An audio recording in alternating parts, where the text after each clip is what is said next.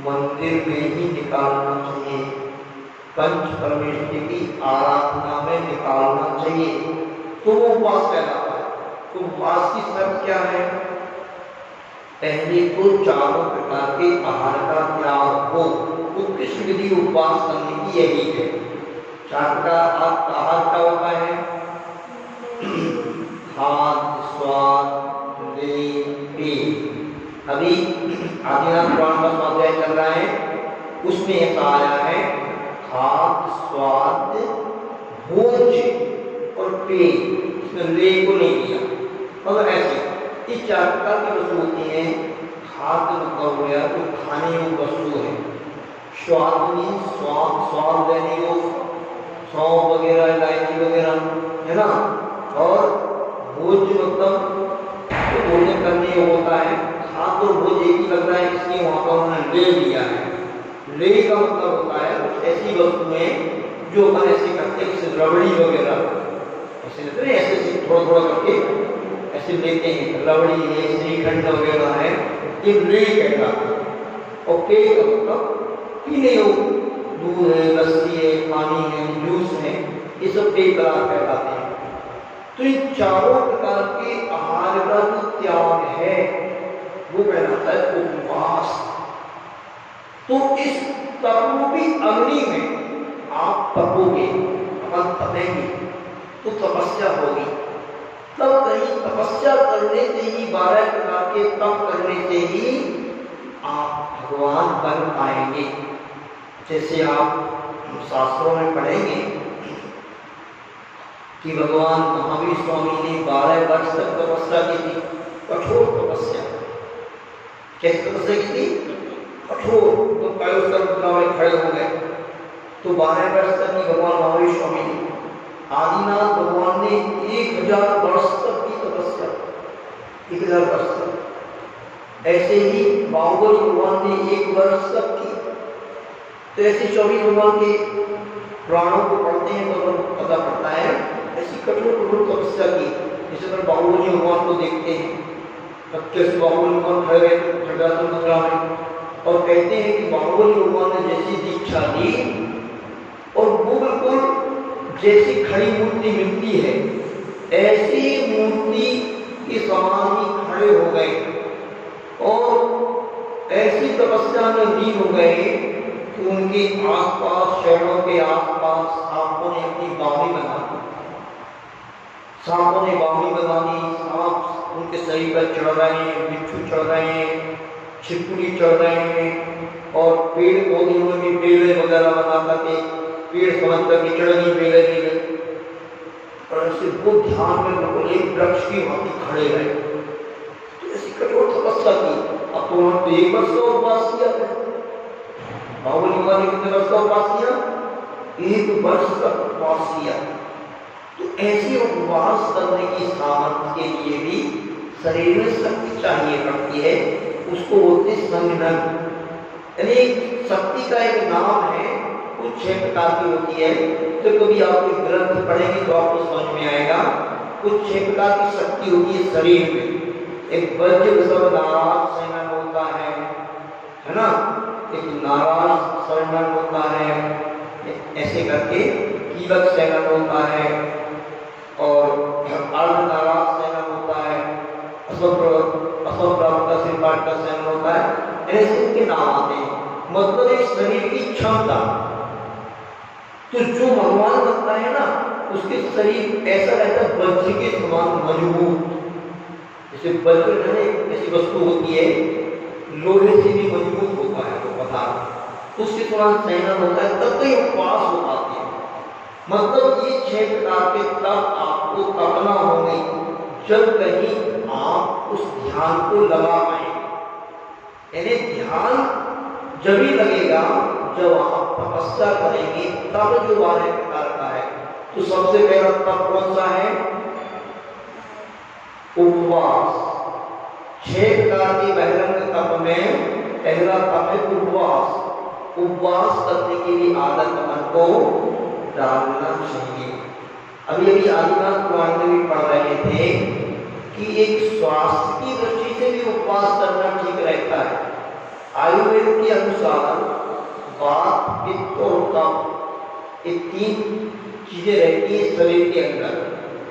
यदि इनको आपको व्यवस्थित रखना है तो हफ्ते में एक उपवास जरूर करना चाहिए। बड़े व्यक्ति को, तो छोकरी को मैं, बच्चे भी अपनी क्षमता के अनुसार कभी कभार कर सकते हैं, किंतु बड़े व्यक्ति को, स्वस्थ व्यक्ति को हफ्ते में एक उपवास कर लेना चाहिए, जिससे आपका वात, पित्त और कफ व्यवस्थित रहते हैं।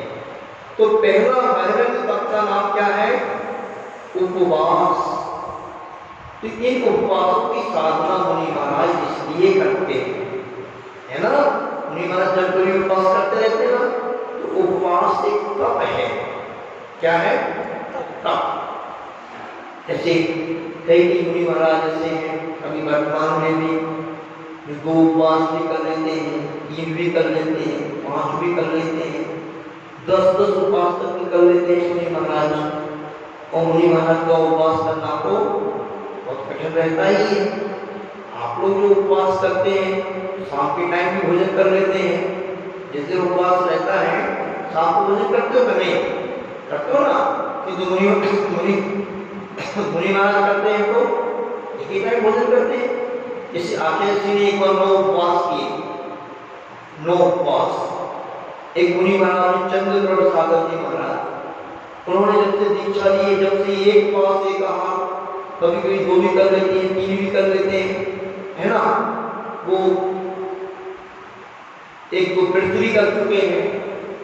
ऐसे भी सिंह निष्क्रिय व्रत होता है, जिसमें 5 उपवास तक करते हैं। 5 उपवास करने के बाद फिर पारणा करते हैं, फिर 5 उपवास करते हैं। ऐसे 10 उपवास जैसे हो जाते हैं, उसमें वो भी कर चुके हैं वो।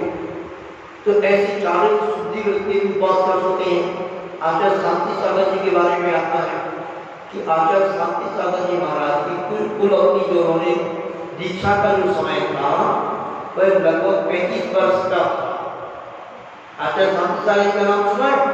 बहुत तपस्वी महाराज हुए हैं आचार्य महाराज, जिनकी 35 वर्ष की दीक्षा का समय का कल्पना करो, जिसमें उन्होंने लगभग 27 वर्ष पूरे उपवास नहीं निकाला। लगभग 10,000 उपवास उन्होंने किए थे आचार्य शांति सागर जी महाराज ने। तो उपवास एक बहुत बड़ा तप है। इस उपवास के माध्यम से हमारा जो शरीर है व्यवस्थित रहता है, और उपवास हमें जब जिस दिन हमारा रहता है तो हमें सभी प्रकार के आरंभ परिग्रह काम धंधे को हमें नहीं करना चाहिए, भगवान का ध्यान करना चाहिए, है ना, जितना हो सके। ग्रस्तों को भी जिस दिन आपका उपवास रहता है, उस दिन आप मंदिर जी में जाकर के भगवान का ध्यान करें, पंच परमेष्टि की आराधना करें, पूजन करें, स्वाध्याय करें।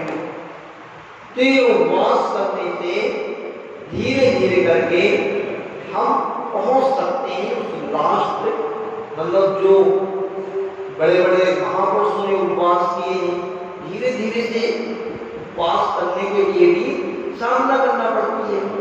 सबसे पहले उपवास नहीं किया जाता, तो कोई भी वस्तु रहती ना, उसको आप व्यवस्थित करोगे अभ्यास पूर्वक। जैसे बच्चे रहते हैं, बच्चे सबसे पहले क्या करते हैं, पहली क्लास से आपको इंग्लिश सिखाई जाती है, तो धीरे धीरे करके फिर आप जब आगे आगे कक्षा में बढ़ते जाते हैं तो और अच्छी होती जाती है आपकी इंग्लिश वगैरह, गणित वगैरह नहीं होती कि पहली क्लास में आपको बहुत अच्छे से आने लगता है। बोलो, नहीं आती ना? पहली क्लास में ही आप KG1 में अमेरिकन इंग्लिश पढ़ने लगते क्या? नहीं पढ़ सकते ना। तो ऐसे ही होता है, धीरे अभ्यास करने से तो ये आदत भी धीरे धीरे होती है। जो व्यक्ति उपवास करना चाहता है ना, तो उसको पहले एक आसन करना चाहिए, एक बार भोजन करना सीखे। जैसे जो व्यक्ति 2 बार भोजन करता है, तो उपवास की विधि क्या है? ध्यान से सुनो। उपवास करने वाले व्यक्ति को सबसे पहले 2 बार की भोजन करता है ना, तो 1 बार भोजन शाम को दूध पानी वगैरह ले, फल वगैरह ले, कुछ दिन तक ऐसा करें। फिर इसके बाद 1 बार भोजन और शाम को सिर्फ पानी ही लेंगे अपना, कुछ दिन तक ऐसा अभ्यास करें, फिर कुछ दिन ऐसा अभ्यास हो जाए, इसके बाद सिर्फ आप एक बार भोजन ही करेंगे। ऐसा नहीं करने लगेगा तो मैं धीरे धीरे करके अब हम हफ्ते में एक दिन उपवास ही रखेंगे, पूरा चारों प्रकार के आहार का त्याग करेंगे। तो ऐसा करने से कभी भी उपवास करने में दिक्कत नहीं आती। इस विधि से ही करना चाहिए, नहीं तो किसी को संदेश हो सकता है, फिर उपवास करने के बाद तो भूख सता सकती है आपको, तो फिर आपको मजा नहीं आएगा, फिर उसमें पाप लगता है। ये अपने उपवास का नियम ले लिया और कुछ खा भी दिया तो पाप लग जाएगा। तो सबसे पहले बहरन तक में उपवास होता है, सुनो ठीक है ना, उपवास। अब उपवास की साधना हर कोई व्यक्ति नहीं कर सकता था, तो आचार्यों ने कहा है, एक और तप की परिभाषा बतलाई, बहुत सस्ती परिभाषा, बहुत सुंदर परिभाषा। इस तप को कोई भी कर सकता है। क्या है तप? एक आता है इच्छा निरोधक तपा। क्या आता है? इच्छा मतलब आपकी जो इच्छा हो रही है, आपकी इच्छा हो रही, आज तो बढ़िया बाजार में जाके पिक्चर खाना चाहिए, आज तो बढ़िया लस्सी पीना चाहिए, आज तो बाजार में जाकर के बढ़िया अच्छी सुंदर पहले तो भी भली वो अवश्य वस्तु हो, आज तो एक खाना है, और आपने नहीं आज नहीं खाएंगे, मन को मार दिया, तो आपका एक तप हो गया। इसका भी नाम तप है। आपका मन कर रहा है क्या करना, आज तो बढ़िया टीवी में मूवी देखेंगे, और आप मन में आपको बात याद आ गई, महाराज जी ने कहा था इच्छा को रोकना तप है, चलो आज नहीं देखेंगे, आज टीवी में मूवी नहीं देखेंगे, आपका तप हो गया। तो ऐसी भी तपस्या तो हर कोई व्यक्ति कर सकता है, ये भी बहुत बड़ा तप है। मन को मानना, मन के ऊपर कंट्रोल रखना, और जो आपका भाव बन रहा है उसके ऊपर भी लगाम लगा देना, इसका नाम भी तप है। इसके लिए भी बहुत बड़ा तपस्या आचार्य महाराज ने कहा है, इच्छा योगा तपा। ये बहुत अच्छी घटना है। आचार्य विद्यासागर जी महाराज का इस संस्मरण में बहुत अच्छे से सुनो। आचार्य विद्यासागर जी महाराज कुंडलपुर मध्य प्रदेश दमोह जिले में आता है, सिद्ध क्षेत्र है, वहां पर आचार्य महाराज विराजमान थे। और कुंडलपुर एक ऐसा क्षेत्र है जहां पर कुंडलाकार पर्वत है, और ऐसा बना है वो, जैसे कभी आप लोगों ने देखा हो, जैसे मिट्टी का चूल्हा रहता ना, चूल्हा कभी देखा मिट्टी का चूल्हा, जो 3 तरह से कवर्ड रहता है, तो आगे से खुला रहता है। ऐसे ही वहां पर वो पर्वत है, चारों तरफ से खुला हुआ है, एक तरफ से घिरा हुआ है, एक तरफ से खुला हुआ है। अरे भयंकर गर्मी वहां पर पड़ती है। अब इससे ध्यान से सुनो, कहाँ टीचर को सुना रहे हैं,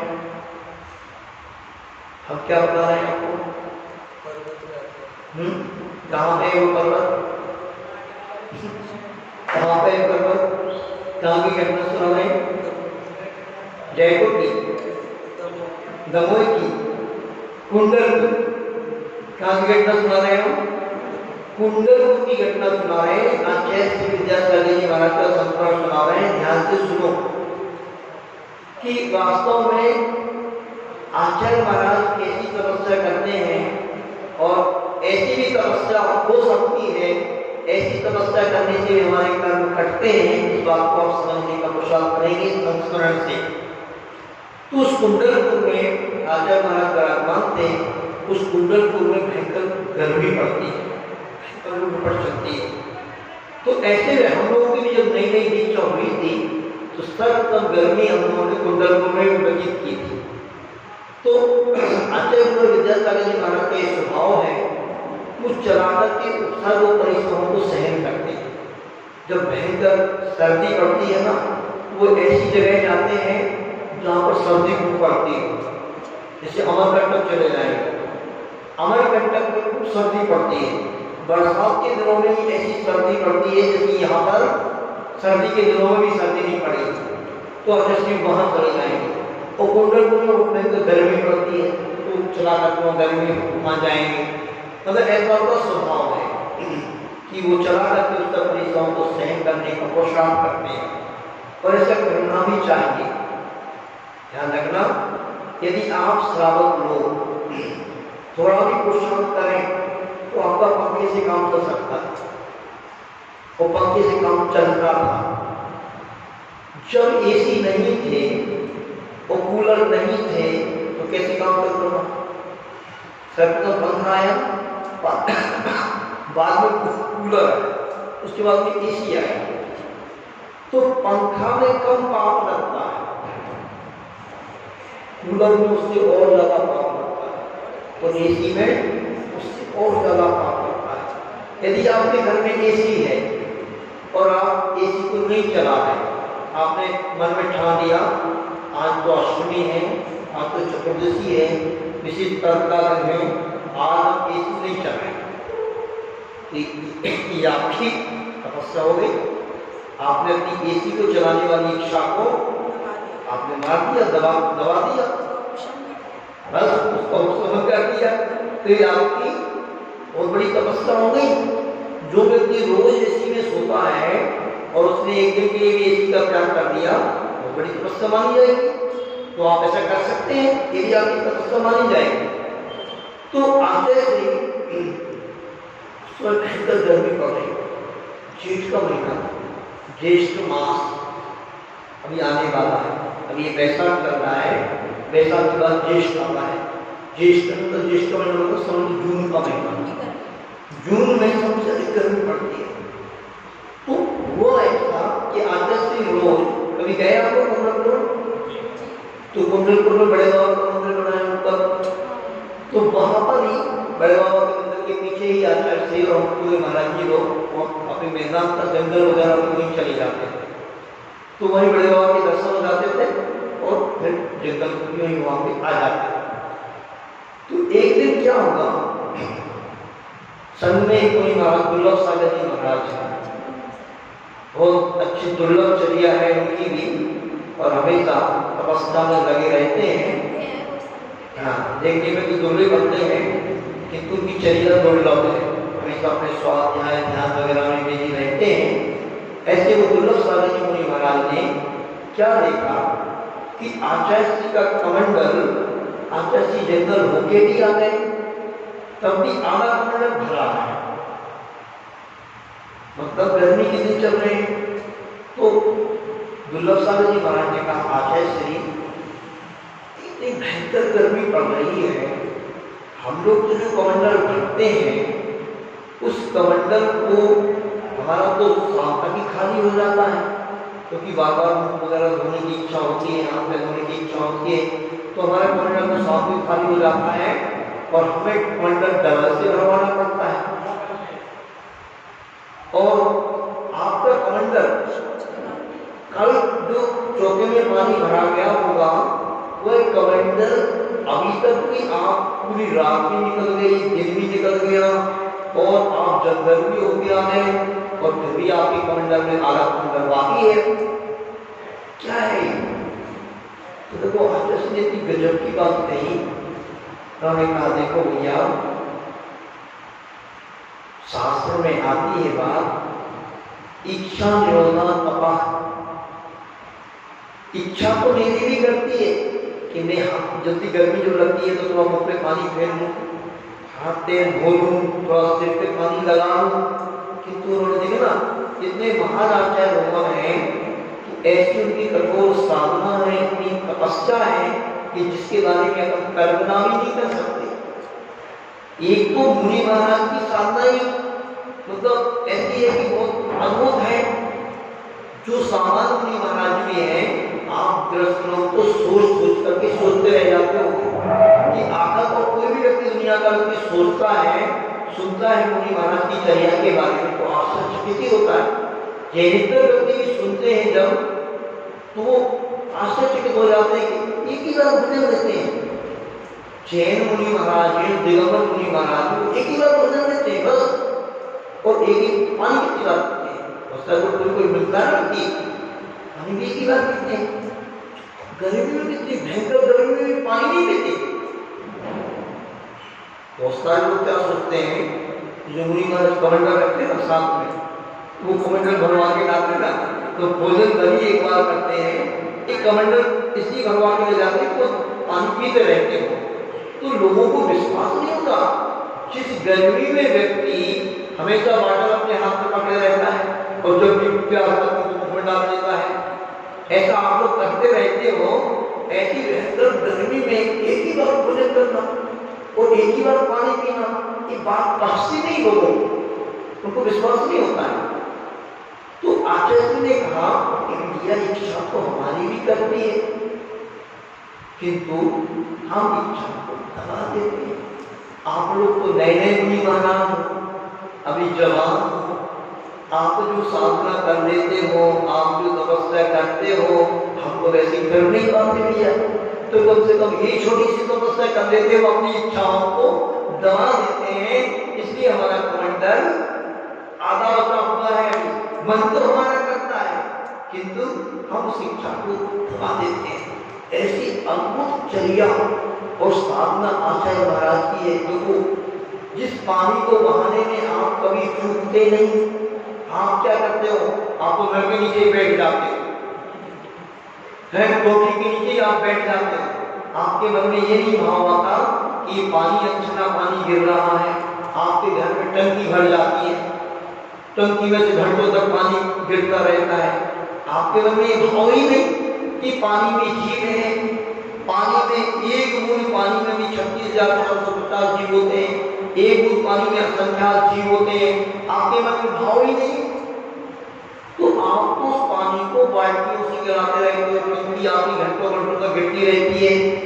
कि जिन मुनि महाराजों को, जिन साधु महाराजों को ये पता है कि पानी में भी एक बूंद पानी में भी असंख्यात जीव होते हैं, पानी जितना ज्यादा आप उपयोग करोगे उतने जीवों की हिंसा आपको लग रही है, हिंसा का दोष आपको लग रहा है।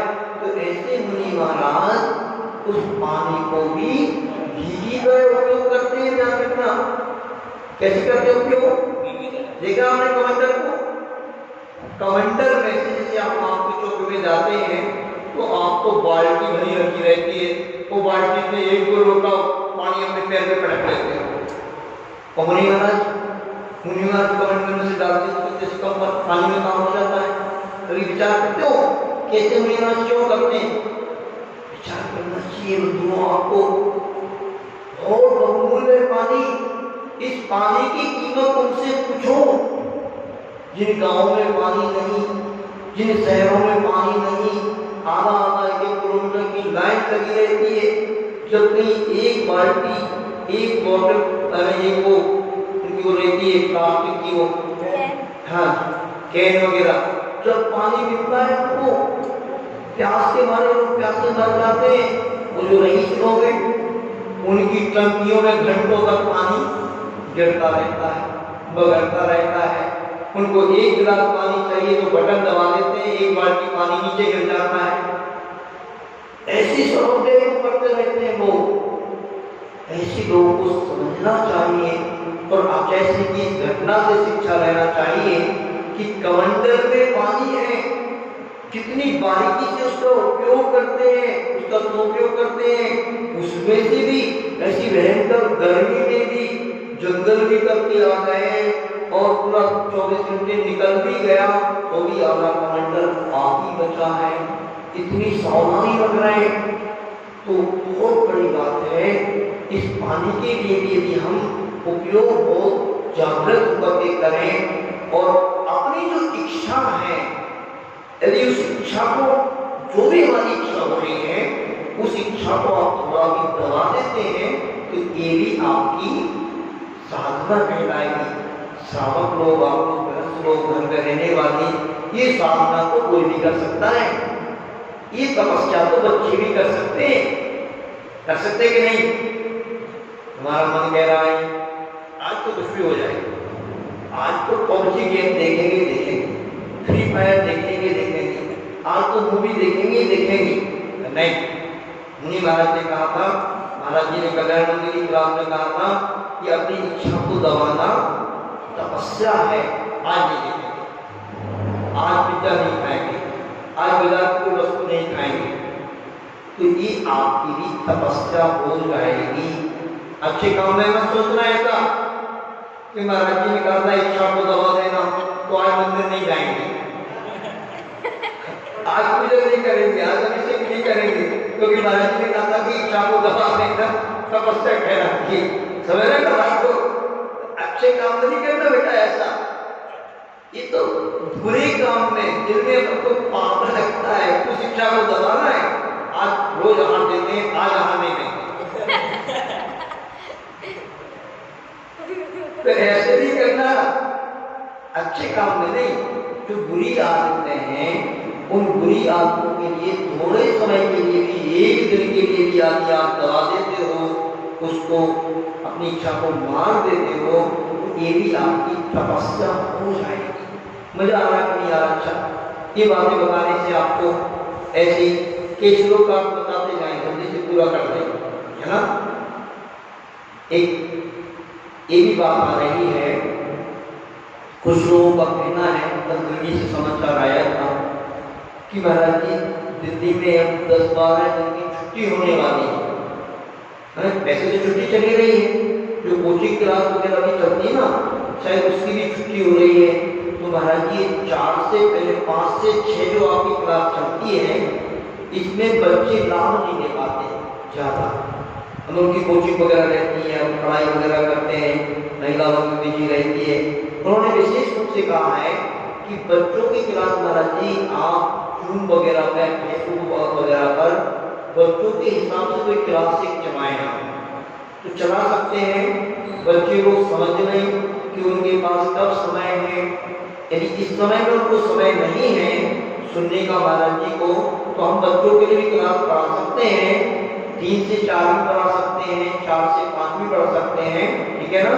आप अपना समय देख लें, यदि प्रातःकालीन बेला में आपके पास समय हो तो 9 से 10 भी पढ़ा सकते हैं। तो आप देख करके मैसेज आपके भैया के सुंदर भैया के पास भेज सकते हो कि किस समय आपको क्लास अच्छी रहेगी, कौन से समय में आपको क्लास रहेगी। तो भी उसमें हम बच्चों को फिर बच्चों के हिसाब से, जो जिन सरस्वती पुस्तक है ना, जिन सरस्वती एक पुस्तक है, बहुत अच्छी पुस्तक है, उसमें कई पाठ दिए हैं। उन पाठों में से कुछ अच्छे अच्छे जो पाठ होंगे, जो बच्चों के लिए विशेष शिक्षाप्रद होंगे, उनको पढ़ाया जा सकता है और बहुत अच्छे से आपको अच्छी बात बताई जा सकती है, और बच्चों को इसका लाभ लेना भी चाहिए। अभी वैसे भी आपकी गर्मी चल रही है, गर्मी की छुट्टी तो चलती ही है और लॉकडाउन चल रहा है, तो इस समय आप सभी बच्चों के लिए बहुत अच्छा लाभ मिल सकता है। ऑनलाइन आप क्लास पढ़ सकते हैं और हम भी आपको बहुत अच्छे से पढ़ा सकते हैं। तो आपकी भावनाओं को आप मैसेज कर देना कि कौन समय आपको अच्छा लग रहा है, उस समय क्लास बच्चों की स्पेशल तरफ से लगाई जा सकती है, ठीक है ना। तो अब इस श्लोक में जो विशेष आपके लिए बात बताई जा रही है वो 12 प्रकार के तप के ऊपर चर्चा चल रही है। आज मैं संक्षिप्त से आपको उपवास क्या कहलाता है, अनशन क्या कहलाता है, 6 प्रकार के तप में जो पहला तप होता है वो अनशन तप होता है। कौन सा तप होता है? अनशन, इसको उपवास भी बोलते हैं, ठीक है ना। इसके बारे में बताया आगे। और ये 6 तप होते हैं, सुनो। अनशन, ऊनोदर, वृत्ति परिसंख्या, रस परित्याग, कायिक क्लेश और विविक्त शय्या। कितने होते हैं?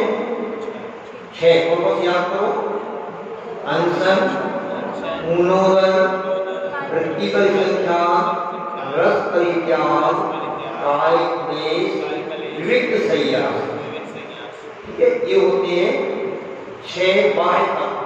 6 अंतरिम तप भी होते हैं, उनके बारे में बताएंगे कि तपस्या करने से ही हम ध्यान लगा सकते हैं और ध्यान लगाने के तरफ हम भगवान बन सकते हैं। बोलिए दिवाली चिंतामणि काशनाथ भगवान की। ठीक है, इतना ही नहीं करते।